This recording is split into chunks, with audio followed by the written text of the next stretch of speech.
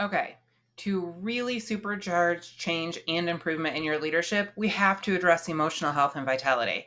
I always hear about the power of servant leadership, which in theory I completely agree with. But here's the reality: we cannot give what we don't have. So while you do have a responsibility for others, because that's what leadership is, you have to start with yourself first. I always encourage self leadership before servant leadership, and we're going to get into exactly how to do that now. It's really very simple. If you're exhausted, overwhelmed, frustrated, anxious, stressed, you just cannot show up for your team and your organization at your best. You'll be reactive and unfocused. You'll be leading from lack and defensiveness rather than abundance and curiosity. You'll be more concerned with looking good and what others think about you than with learning, growing, and helping the people in your care do the same. That might sound harsh, but it is true. I call this ego centered leadership, and we all do it. We've been socialized to lead this way because being right and being the best is what's rewarded in our society. To make matters worse, our brains have evolved for this approach to be our default. Our primitive or survival brain doesn't know the difference between a threat to our physical safety and a threat to our ego. But I think we can all agree that most of the threats we face in leadership these days are indeed just threats to our ego. So, my approach to leadership development and coaching is to help you go from our default state of ego centered leadership to soul centered leadership. There's another very brief video to explain where I explain a bit more about the difference, but I'm confident that if you're watching this video, you're already on your path to soul centered leadership. So, we can't fully do soul centered leadership without a very intentional focus on emotional health and vitality. I'm going to get into the science behind why I feel so strongly about this component of the work, so please stay with me. It's really powerful and important information. Polyvagal theory, developed by neuroscientist and psychiatrist Dr. Stephen Porges, offers insights into the connection between our nervous system, emotions, and social interactions. In other words, it illustrates how trauma, including what people refer to as little t trauma, like that from everyday work and life stress, affects our bodies right alongside with our minds. Under this framework, stress itself is no longer defined solely by the type of event we experience, but rather the actual impact, specifically to our nervous systems, that results from being overwhelmed and under supported in the face of all types of overwhelming experiences. Our ability to tolerate stress and other overwhelming experiences, our resilience or lack thereof, depends on the function of our nervous system, and in particular, the function of a nerve called the vagus nerve. Our vagus nerve runs from our brain to all of our organs, facilitating communication between all parts of our body. Once a stressful event has passed, a healthy, functioning vagus nerve tells the nervous system that it's safe to relax. However, when we don't have safety and security in the body, the vagus nerve may never send that message, and our nervous system activation persists, resulting in either hypoarousal or hyperarousal. Polyvagal theory suggests that our autonomic nervous system, which regulates our bodily functions, can be divided into three distinct states. The first is sympathetic state, also known as hyperarousal. The second is dorsal vagal state, also known as hypoarousal. And the third is ventral vagal state, also known as our optimal state or our window of tolerance. Each state corresponds to different physiological and emotional responses, like the following examples.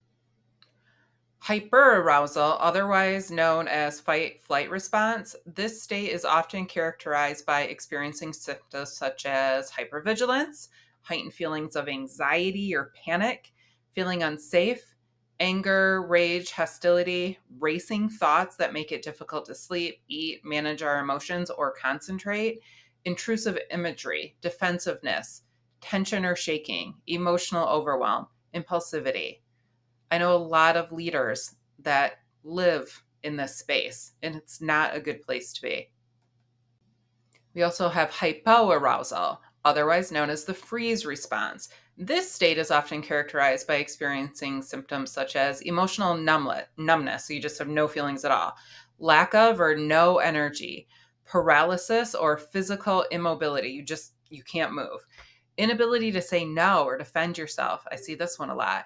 Inability to process thoughts or emotions, emotional shutdown, disconnection or autopilot responses, feelings of shame and emptiness, also very common, and just the inability to think, to respond, to express yourself. And we have optimal arousal. I'll call this the window of tolerance. This is our balanced and calm state of body mind where we're in the optimal state to deal with stress from everyday life. It's often characterized by experiencing symptoms such as feelings of calm and safety, feeling relaxed and in control, feeling open, accepting, and curious versus closed off, judgmental, and defensive. It's the ability to feel, think, and respond simultaneously while adapting reactions to fit the situation. It's the experience of empathy. It's awareness of boundaries, both for yourself and others. It's awareness of the present moment, right here, right now. Studying polyvagal theory is what led me to understand the importance of the feelings line of the model, and in turn, I ended up getting certified as an integrative change coach with an emphasis on coaching the unconscious mind and nervous system regulation. The polyvagal theory helps us understand that our emotional experiences are not solely determined by our thoughts, but also by our physiological state of autonomic nervous system. Our thoughts and interpretations of circumstances can influence our nervous system state and vice versa.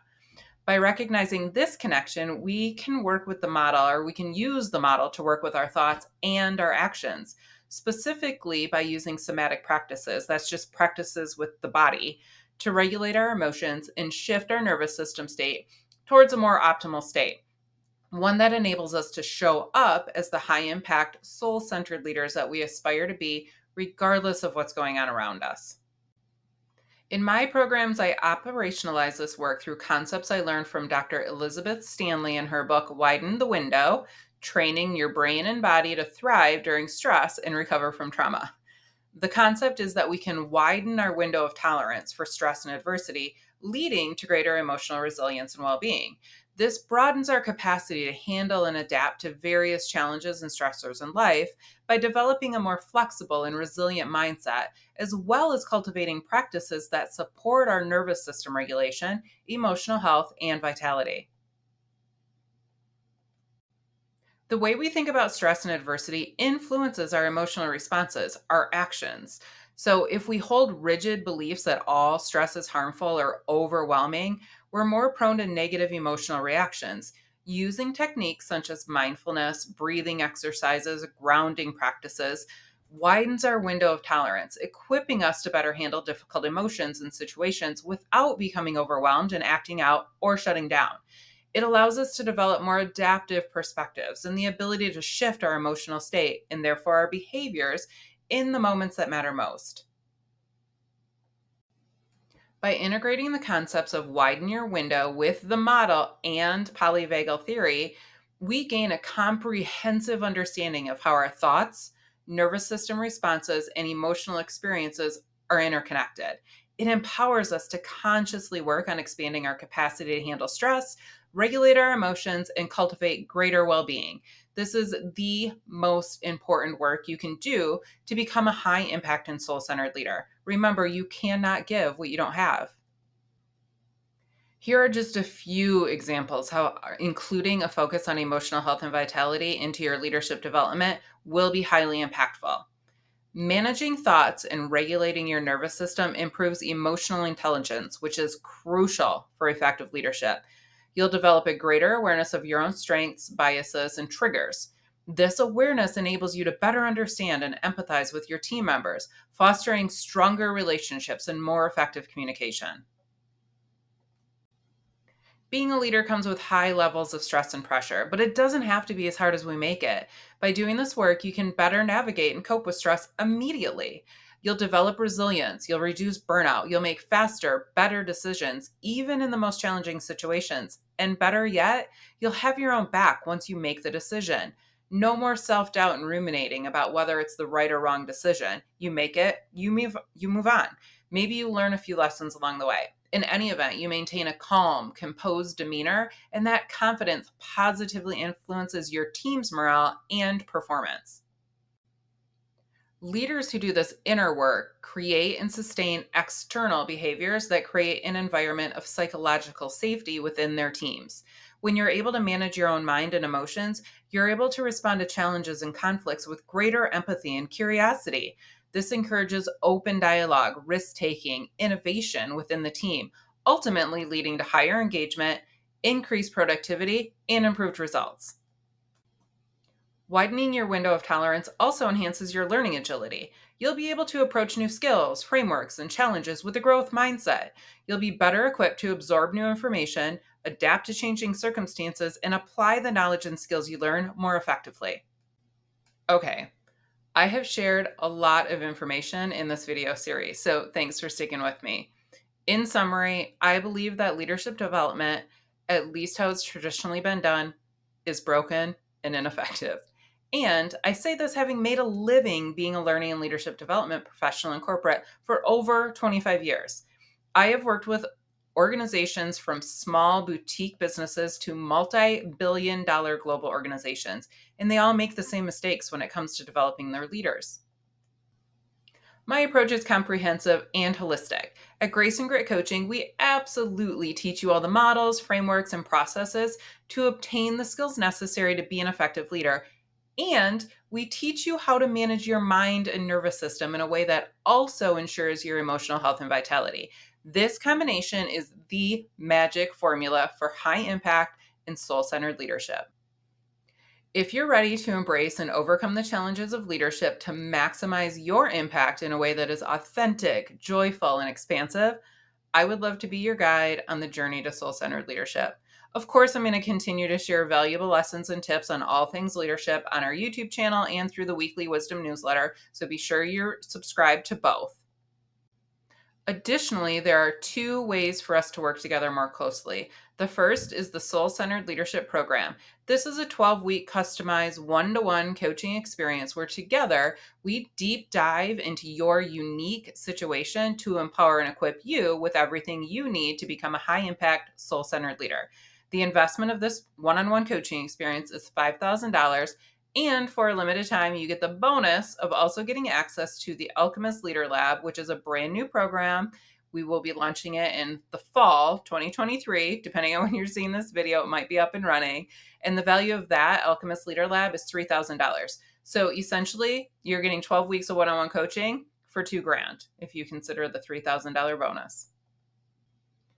The Alchemist Leader Lab is the second way. So, this is a group program that combines content with coaching and community to create a supportive and shame free space to experiment with the various skill set, mindset, and energetics tools to create your own unique formula for soul centered leadership. Again, the investment for this is $3,000 and you get lifetime access for as long as the program exists. This access includes the self-directed content in the membership portal, including all future updates and new content.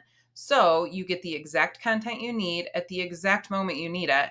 It also includes weekly live group coaching calls and a private Facebook community where you can collaborate with other like-minded leaders on the same journey to soul-centered leadership.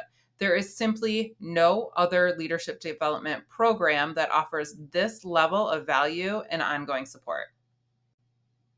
If you have any questions on anything I've shared in this video series, please reach out to me directly. You can find me at amber@graceandgritcoaching.com. I would love to connect.